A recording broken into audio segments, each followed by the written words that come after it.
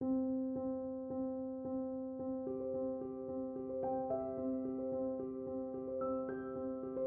and I have known each other for a while.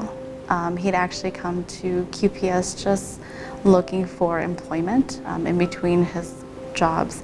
I was working part-time construction at the time, and hours were kind of going down, so I needed more hours, more work. So I went out and tried QPS.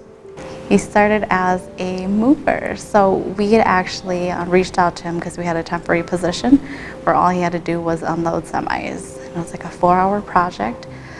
He did really well, and then he was asked to come back the second time to work on the assembly line.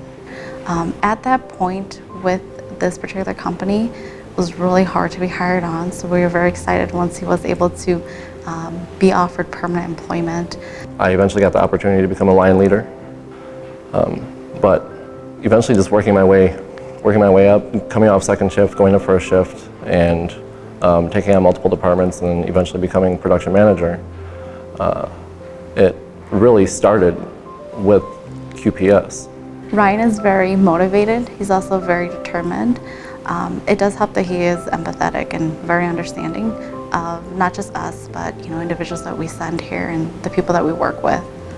We have really good communication between Orion and QPS.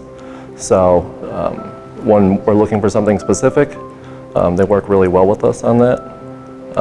And there's times that we put a little bit of pressure on QPS.